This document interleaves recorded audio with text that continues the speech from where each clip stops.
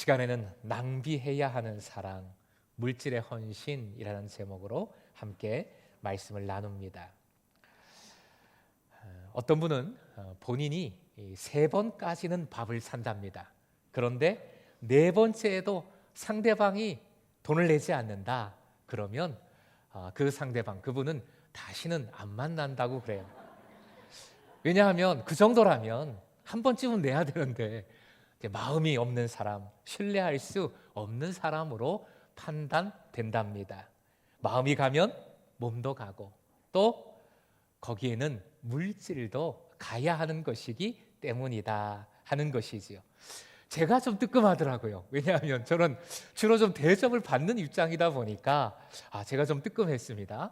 그래도 제가 할 건 한단 말이죠. 예를 들면 제가 형님을 만나면 형님이 밥도 사고 커피까지도 다 삽니다. 사실 형님도 요즘 용돈을 받는 처지인데 말입니다. 제가 전에 말씀드렸죠. 저를 좀 이렇게 조금 아시면 제가 그렇게 나쁜 사람이 아니라는 걸, 양심이 없는 사람이 아니라는 걸 아시게 될 거예요. 목사 동생 사주는 형님의 기쁨이 있을 거 아닙니까? 그 기쁨도 드리고, 그리고 제가 나중에 그 기념일 같은 거 꼭 챙겨서 선물을 좀 드리죠. 뭐 만나뵈지 못하면 택배도 보내드리고요. 제가 그래도 할 건 한다 하는 것이지요. 우리가 함께 해야 할 것이 있습니다. 사랑의 실천이지요. 우리는 사랑을 행하는 사람들입니다. 말씀을 통해 그것을 함께 상고하고 있는데요. 오늘은 그 마지막입니다. 한마디로 말해서 물질의 헌신인데 이렇게 표현을 해봤습니다. 화면 보시고 함께 읽겠습니다. 시작. 사랑 안에서 드리는, 사랑이 뭐냐? 사랑의 실천이 뭐냐? 마지막 정리한 것 한 번 더 읽습니다. 시작. 사랑 안에서 드리는 최선의 물질이다. 본문 앞, 우리가 본문으로 정한 말씀 앞에 보면 37절과 38절의 끝에 모두 향유가 나옵니다. 향유가 나와요. 중요한 것은 언제 나온다? 마지막에, 끝에 나오죠. 향유를 강조하고 있는 거예요. 38절 말씀을 쉬운 번역으로 다시 한번 읽어보겠습니다. 시작. 그리고 예수 뒤에 와서 발치에 서서 울며 눈물로 그 발을 적시었다. 그리고 자기 머리카락으로 닦고 나서 발에 입맞추며 향유를 부어드렸다. 38절 이 향유에는 관사까지 붙어 있어요. 여인이 가지고 와서 예수님 발 아래 발에 부어드린 바로 그 향유라는 뜻이지요. 말씀은 이렇게 향유를 강조하고 있습니다. 향유 부음을 강조하는 이유가 뭘까요? 이렇게 향유를 강조하는 이유가 뭘까요? 어렵게 생각하지 마십시오. 이유는 간단합니다. 향유가 비싸니까. 무지하게 비싼 거예요. 그래서 당시 향유는 지금의 가치로 하면 한 3천만 원에서 5천만 원. 예수님이 시몬에게 비유를 들어주셨잖아요. 500데나리온 탕감 받은 자, 50데나리온 탕감 받은 자, 500데나리온 정도 하나라고 추측을 하기도 하고요. 어떤 분은 억대까지 나간다라고 이야기하기도 합니다. 마태복음에서는 제자들이 이 비슷한 사건에서 분개했습니다. 향유를 부은 그 여인을 야단쳤어요. 그리고 요한복음에서도 비슷한 사건이 나오는데 베다니에서 마리아가 향유 옥합을 깨뜨린 사건입니다. 그때에는 가룟 유다가, 예수님의 제자 중에 가룟 유다가 이 여인을 엄청 비난했어요. 제자들과 가룟 유다가 야단치고 비난한 이유는 이겁니다. 그 향유를 팔아 가난한 자들을 도우면 얼마나 좋았겠느냐. 그런데 왜 그 비싼 것을 이렇게 한 방에 부어버리느냐, 허비하냐, 낭비하냐 비난을 한 겁니다. 여러분의 생각은 어떠십니까? 여러분의 생각은 어떠세요? 사실 그게 더 맞지 않을까요? 그 비싼 것을 한 방에 쏟아버릴 것이 아니라 그것을 돈으로 바꿔서 가난한 자들을 위해서 쓴다면 훨씬 더 좋지 않을까요? 그게 더 정의롭지 않겠습니까? 당연히 예수께서 여인의 향유 부음을 이 향유를 깨뜨린 이것을 야단치실 줄 알았어요. 아니 왜 허비하느냐? 웬 낭비냐? 웬 오바냐? 야단치셔야지요. 그런데 아니었습니다. 향유 부음에 대한 예수님의 언급은 우리가 읽은 본문 46절입니다. 쉬운 번역으로 다시 한번 읽어보겠습니다. 시작. 너는 내 머리에 발라주지 않았으나 이 여자는 내 발에 향유를 발랐다. 그러니까 시몬에게 주님께서 야단을 치신 것이지요. 기름을 바른다. 이 유대 문화에서는 초청한 손님에게 올리브유, 감람유라고 성경은 되어 있죠. 올리브유를 머리에 발라주었어요. 그게 환대의 표시였습니다. 근데 지금 그렇게 당연히 해야 할 예의를 시몬은 행하지 않았어요. 그런데 이 여인은 발에 그 귀한 향유를 부어주었다라고 말씀하시는 것이지요. 이 대조를 통해 이 여인의 행동을 예수님은 인정하신 것입니다. 요한복음에서 여인을 비난한 가룟 유다에 대해서 예수님은 이렇게 타이르셨어요. 요한복음으로 가봅니다. 12장 7절에서 8절 읽어드립니다. 그대로 두어라. 그는 나의 장사날에 쓰려고 간직한 것을 쓴 것이다. 가난한 사람들은 언제나 너희와 함께 있지만 나는 언제나 너희와 함께 있는 것이 아니다. 노란 부분 같이 읽어볼까요? 시작. 그는 나의 장사날에 쓰려고 간직한 것을 쓴 것이다. 예수님은 한마디로 이 향유 부음은 나를 위한 것이다. 나를 위한 것이다. 나의 죽음을 위한 것이다 라고 말씀하신 것입니다. 나의 죽음을 위한 것이다. 이 말씀에 내포된 행간의 의미는 예수님의 십자가 죽음이 낭비라고 표현했죠. 예수님의 십자가 죽음이 가장 큰 낭비라는 뜻입니다. 가장 귀한 것이라는 의미예요. 즉 독생자를 내어주신 하나님의 사랑보다 더 심한 낭비가 어디 있겠습니까? 죄인인지도 몰라요. 그래서 죄 사함을 원하지도 않았어요. 그런 사람들을 위해 굳이 십자가 죽음을 대신 치를 필요가 있습니까? 그런 낭비가 어디 있어요? 그런 허비가 어디 있어요? 로마서 5장 8절 말씀 같이 읽어보죠. 시작. 우리가 아직 죄인 되었을 때에 그리스도께서 우리를 위하여 죽으심으로 하나님께서 우리에 대한 자기의 사랑을 확증하셨느니라. 이 노란 부분, 우리가 아직 죄인 되었을 때에, 그 문맥을 보면 이 의미는 참 다양합니다. 이렇게 한번 풀어봤어요. 이 의미를. 그 다음 부분 한번 띄워주시지요. 죄인인 것도 모를 때에, 그러니까 이 땅에 오신 예수님이 누구신지 아무런 관심도 없어요. 관심도 없을 때에, 심지어 십자가를 지고 하는 예수님을 보면서도 모르죠. 관심이 없죠. 아이고 흉악한 죄인이 또 죽어나가는구나, 이렇게 생각했을 뿐이지요. 좀 더 구체적으로 적용을 해보면 돈 벌려고 열심히 일하고 있을 때에, 성공을 위해서, 가정을 위해서, 잘 살려고, 먹고 살려고 돈이 필요하잖아요. 열심히 일하고 열심히 돈 벌 그때에, 공부하고 시집가고 장가가고 애 키우고 바쁘게 살 때에, 이럴 때에 주님은 이 땅에 오셨습니다.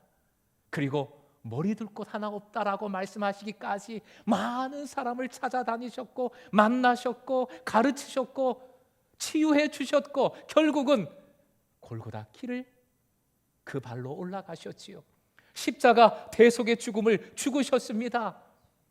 그 고난의 길, 다른 말로 하면 수치의 길 아닙니까? 사람들이 침뱉고 욕하고 때리고 그 길을 가셨어요.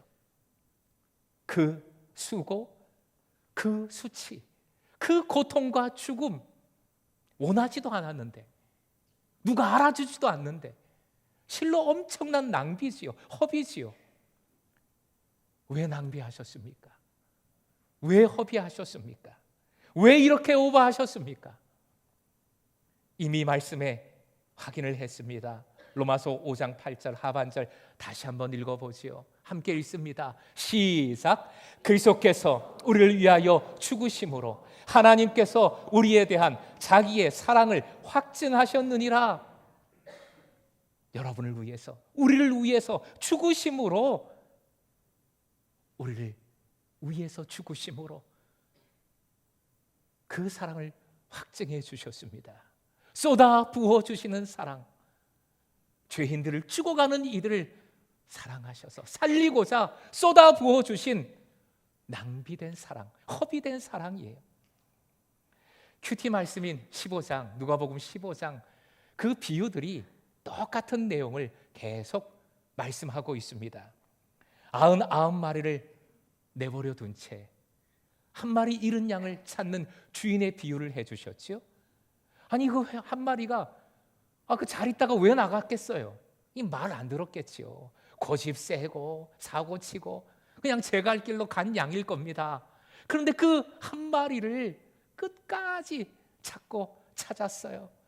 결국 찾아낸 주인이 너무 기뻐서 어깨에 메고 어떻게 했습니까? 동네 사람 다 불러다가 잔치를 벌여요. 양 한 마리 값이 얼마일까요? 근데 동네 사람 다 불러다 잔치를 벌여요. 어떻게 보면 낭비죠. 역시 허비지요. 그런데 너무 기쁘니까, 그 양을 사랑하니까 너무 좋아서 다른 거 그냥 계산할 필요도 없는 거예요. 그래도 양은 살아있는 생명이고 그게 좀 값어치가 나갈 것 같으니까 이해가 안 되는 게 아닌데, 그 다음 비유는 10드라크마의 비유예요. 은전, 은하의 비유. 당시의 드라크마는 사실 별 가치가 없었어요. 근데 가치 없는 것을 여인이 너무나 찾으니까 이게 사람들이 생각을 합니다. 왜 찾았을까? 돈이 너무 중요했나 보다.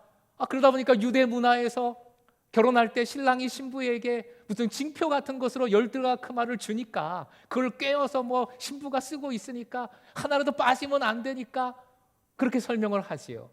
또는 당시에 순례를 많이 했기 때문에 여행 자금으로 쓰려고 모아둔 것이다. 어려운 때를 대비한 비자금 같은 것이다. 별의별 해석이 다 있습니다. 그러나 사실 말씀에는 그 돈의 목적이나 중요성, 용도는 하나도 없어요. 예수님이 강조하신 단 하나의 초점은 주인에게 있습니다. 그 드라크마의 여주인이 끝까지 포기하지 않고 찾는 것, 그것을 강조하셔요. 어떻게 찾습니까? 처음에는 등불을 켜고 찾습니다. 그래도 안 나오니까 또 어떻게 찾습니까? 그래요, 빗자루로 그냥 쓸어요. 그래도 안 나오니까 웬만하면 이제 포기해야 할 만도 한데, 그래도 끝까지 부지런히 포기하지 않고 더 힘차게 찾고 찾았던 거지요.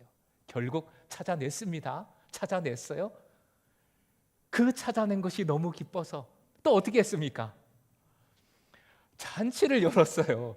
양을 찾았을 때는 어느 정도 이해가 된단 말입니다. 그런데 그 은하, 그 동전 하나 찾았다고 동네 사람 다 불러서 잔치를 벌여요.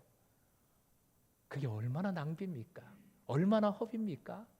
그런데 너무 기뻐서 그 찾은 것이 주인에게는 소중한 거니까, 주인은 소중하게 여기는 것이니까 찾은 것이 너무 기뻐서 잔치를 연 것이지요. 예수님은 이렇게 거듭 말씀해 주시는 겁니다. 하나님은 어떤 분이신가? 하나님은 우리에게 어떤 분이신가? 세상은 이득, 손해 그런 것을 따지고 그 물질을 꼼꼼히 계산합니다. 그런데 하나님의 계산은 완전히 다른 계산법이지요. 사랑의 계산법. 근데 그 사랑이 쏟아 부어주시는 사랑이에요. 낭비하시고 허비하시고 탕진하시는 사랑이에요. 그러다 보니까 계산이 맞질 않아요. 인간적인 계산, 세상의 계산하고는 완전히 다르지요. 이 낭비의 절정이 바로 예수님이십니다. 십자가의 사랑입니다. 그 낭비된 사랑으로, 쏟아 부어주신 그 사랑으로 우리가 살아났습니다. 영생을 값없이 누립니다. 그리고 그 사랑 안에 거하면, 그 사랑을 붙든다면 어떤 어려움이 있어도 소망을 잃지 않아요. 희망을 갖습니다. 이 사랑을 값으로 지불한다면 도대체 얼마를 지불해야 되겠습니까? 예수님 비유에서 말씀하신 500데나리온 한 1년 반 임금입니다.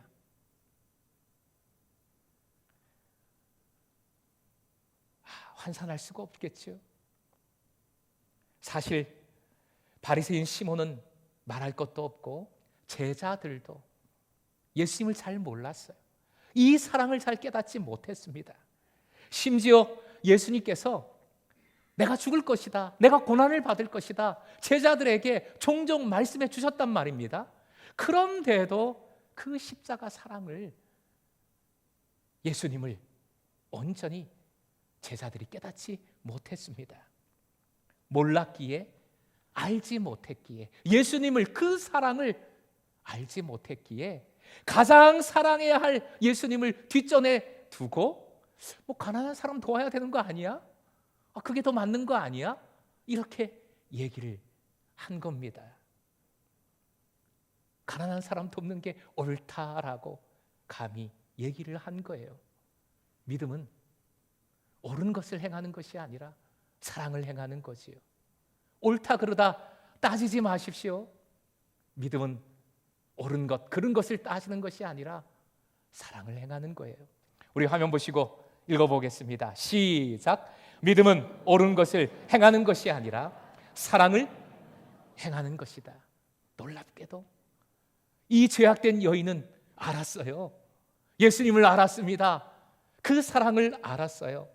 자신을 사랑하여 낭비된, 철저히 허비된 예수님의 그 사랑을, 예수님을 알았어요. 그래서 주님을 위해 그 사랑 안에서 이 값비싼 물질의 헌신, 향유를 행한 것입니다. 그래서 이 물질의 헌신이 예수님께 기쁨이 되었고, 그리고 복음 그 자체가 된 것이지요. 결국 여인의 향유 부음은 가장 비싼, 값비싼 헌신이기 전에 가장 견고한 주님과의 사랑의 관계인 것이지요. 헌금 많이 해라, 헌금 철저히 해라.